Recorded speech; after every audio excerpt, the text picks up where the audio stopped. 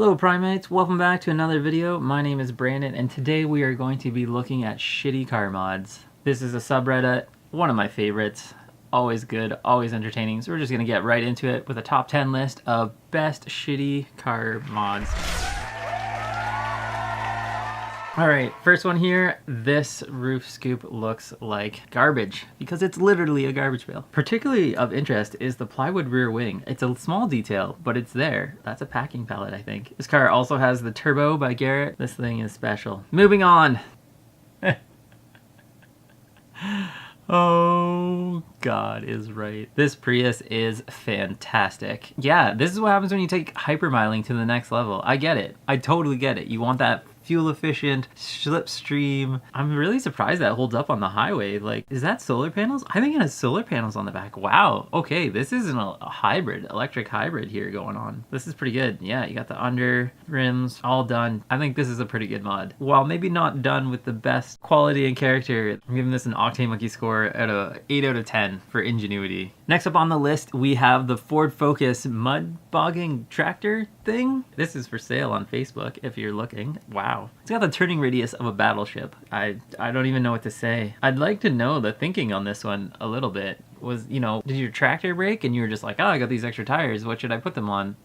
That seems like a good idea. Or were you like, oh, my Ford Focus doesn't handle the mud like it should and I can't afford a truck, I'll just buy some tires. I don't know.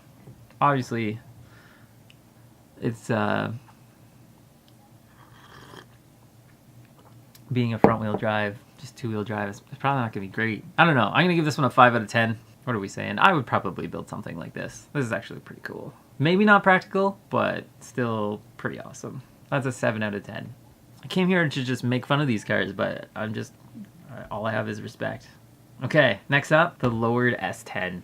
I think it's an S10, Chevy something. Wow, this is impressive. Like, look at how low that is. The engine block, it's pretty much on the ground, and then he just managed to get the wheels in there. I wonder if it's drivable. It must be drivable. Does anyone know whose car this is? Where this is from? Write it in the comments. I'm gonna give this one a 9 out of 10 because I think this is awesome. I love it. I mean, I love lowrider culture, and I love lowrider trucks. As impractical as this is, unless it's on pegs. Okay, I'm giving this 9.5 out of 10. This is the highest Octane Monkey score. 9 out of 10. 9 out of 10. We're cutting it off. That's a sweet mod. Why is this in the shitty car mods? Alright, next up. Oh, Snowplow! And there's the best comment right here. This baby will do 300 hectares on a single tank of kerosene. 300 hectares on a single tank of kerosene. I like that. Alright, the Fiat 124 Snowplow. The more I look at it, the more I'm kind of surprised about what's going on. Like, the door, there is no door seam. I guess you get in the trunk and then climb in, and then of course you plow snow, which is amazing. I'm giving these all too high of scores. I feel like it wouldn't actually be that good at plowing snow because it's probably too late. So based on that, I'm gonna give it a 6 out of 10. Otherwise, that car is probably pretty crap. And you did turn it into something cool. Moving on. The Star Exhaust. It's like Bazooka JDM meets America? Yeah, I think that's what it is. This is what happens when we appropriate other cultures. I wonder if it sounds good though. Like, what does the Star Exhaust sound like? That's the real question here. The other thing that's really interesting about the Star Exhaust, which I wonder if it was done intentionally and not, the tip where the sound comes out, whether the hole in the exhaust is a heart. There's levels of thought into this. Either way, I personally, I think this is pretty retarded, so I'm gonna give this a 2 out of 10, and I think that's well deserving. If you don't disagree with me, you can go comment in the description below. Alright, next up we have the 6-wheel truck. This is what happens when you have too much stuff and you have a welder and you have too much time. While it may be practical because there's a lot of space in there. You got your seating, a rear passenger seating. I don't even know if this is a truck to begin with. This was a car. I think this was a car. I originally thought this was like a small Nissan truck or something, but I think it just looks like a 90s, 2000s Chrysler product or maybe a Lincoln Town car. Anyway, there's a Lincoln Town car fused onto, well, there's a truck at the back. There is something, probably S10 with another S10 on top of that. And then maybe like a motorhome? I don't know what that middle section is. And then it's got van windows from 2 different types of vehicles because the one on the Ford is a little bit more angled than the one in the back. So it's a lot of work to put this together, I think. I don't know. It's pretty rusty. It looks pretty shitty. It's not the greatest of photos. I wish I could see it in person. If you know whose car this is, please let me know. I will track this person down and try and do a review. The world needs to see this thing. I'm gonna give it a fairly low score. I'm gonna give it like a 4 out of 10. I know there's a lot of effort in there, but the thing is hideous. All right, next up we've got what appear to be Doc Hudson from the Cars on Meth. I think it's a 57 Bel Air, which is actually a nice car. And yeah, well, someone did this to it. I kind of like it actually. So, you know, if you're missing a grill, teeth is the way to go. Definitely. And it's got so much character. Look at the vintage patina on there and stuff. I'm gonna give that a 6 out of 10. All right, next up is the hand shifter. You may have seen this around on the internet. It's a fairly popular photo. I feel like I've seen it a few times. It oh,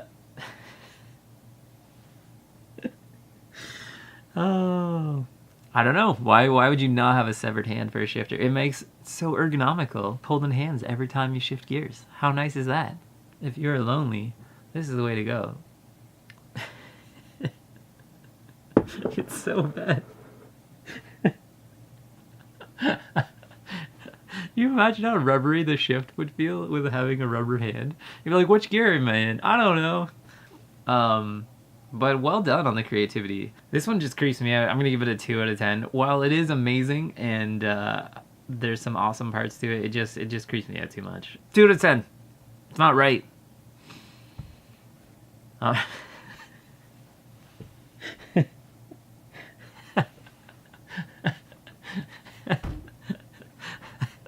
This video is just 90% of me laughing. Basketball taillight. Amazing! You don't have red tuck tape?